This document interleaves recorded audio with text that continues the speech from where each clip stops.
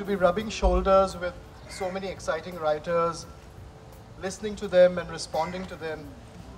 It's quite exhilarating.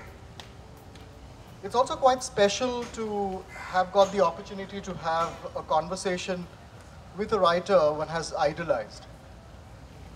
For all of us from Bombay, who grew up in the 80s and the 90s, there were three important figures from the world of letters who opened a window to the experience of writing that was intense and intimate and driven with an energy that created a world that was familiar and very familiar, strange and very strange,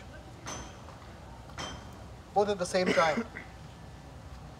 In their completely different ways, Kiran Nagarkar, Amitabh Ghosh and Salman Rushdie made it possible for a whole generation of writers in English to take themselves seriously and enabled the possibility of styling oneself as a writer. While Rushdie's Bombay was essentially, and I'm generalizing here, essentially an upper middle class South Bombay, Nagarkar's was a more middle class Central Bombay with grit and glamour at interesting angles with each other. Let me begin with a question, and shall I call you Kiran or Mr. Nagarkar? No, Or shall many, I call you many, Rahul dear Srivastava? Sir Nagarkar, or whatever, you know. Your Make it. Excellency.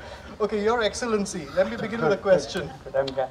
which is a cliche but with a slight Kiran twist. Bombay, Kiran Yes, of Bombay. course. If Bombay has been a character, both as a figure and a ground, in your novels, how conscious have you been of choosing and projecting certain versions of the city? And I spoke about Rushdie's Bombay and your Bombay. So, has it been a conscious decision? Has it something? Have the versions that you have projected chosen you? Yeah, I think it must be the latter, because I really don't choose my subjects in a way that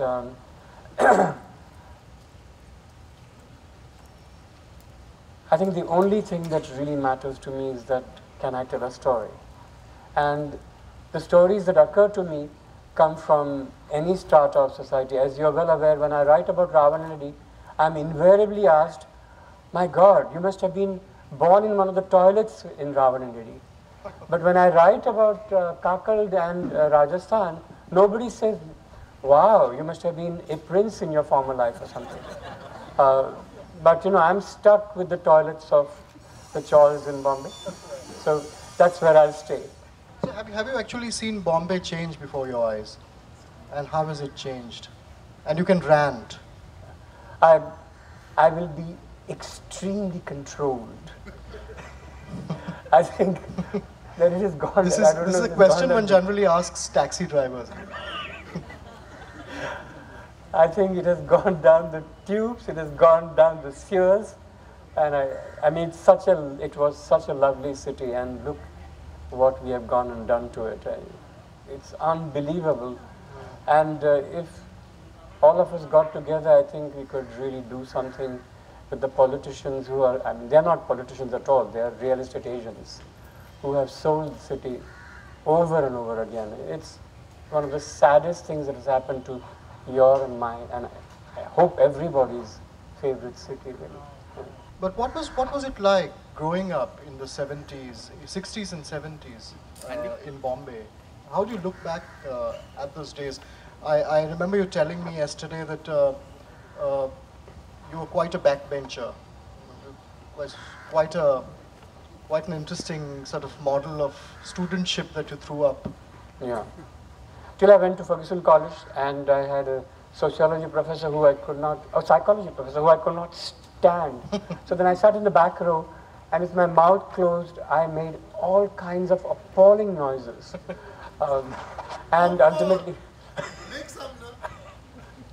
Jerry, you're there for this reason. Jerry, background score. But he caught me at it and I was thrown out. So that was the end of my rebellious days. Right. This remarkable talent that you have for creating what one might call portmanteau worlds, like Saint Mary's Masgaon, for example, seen through the filter of Don Bosco Matunga. Yeah. Or the chawls in Varli, the BDD chawls in Varli, reflected through the middle-class homes in Hindu Colony and Shivaji Park, Dadar, for instance. So how does this all sort of come together in some kind of a, wonderful act of chemical imbalance or balance? I'm not quite sure about the internal chemistry that goes into this kind of thing, but let me just say a couple of things here, Abhay. First of all, your earlier question was that, if I'm not mistaken, it was about where I grew up and how did things change. I was born in Hindu Colony, which, as you perhaps know, is really one of the most genteel places in the world. The levels of hypocrisy are so high that we have had, I don't know, I'm in a Catholic dominated state, but really all of us who were born in Hindu Colony, we have had only immaculate births, so I don't know why you privilege yourselves. But apart from that, really, I used to go to town via something called, in those days the buses had letters of the alphabet, A, B, C, D. And I would have to go for some reason almost every day with this bus called D, which went via Girgaon or Grant Road, I think. Am I right? Yeah. And there was no way I would not pass the chawls. Apart from the fact that my father's friends also lived in chawls, and the only reason that I am not counting myself amongst those people who lived in the chawls is because when I was born, my parents luckily moved into a magisterially palatial place of 2 rooms, extremely tiny. Before you entered them, you're out. But they had a toilet and a bathroom separate. This is where one should live one's entire life.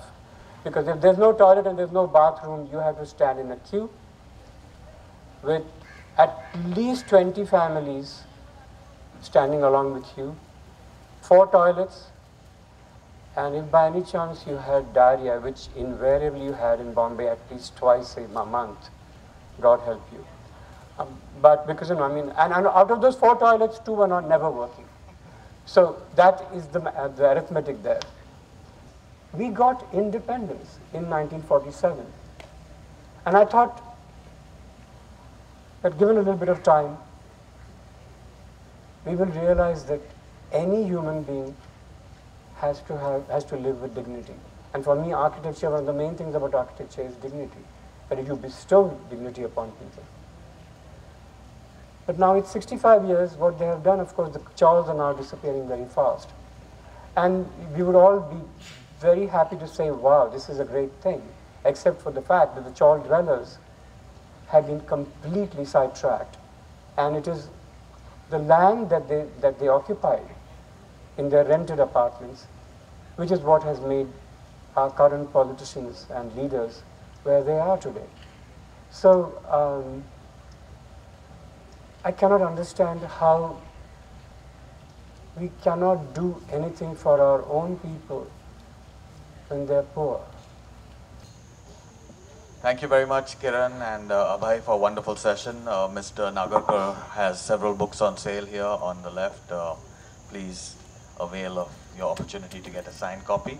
In two more minutes, thank you very much, Abhay and Kiran. Yeah. In 2 more minutes, we'll be starting.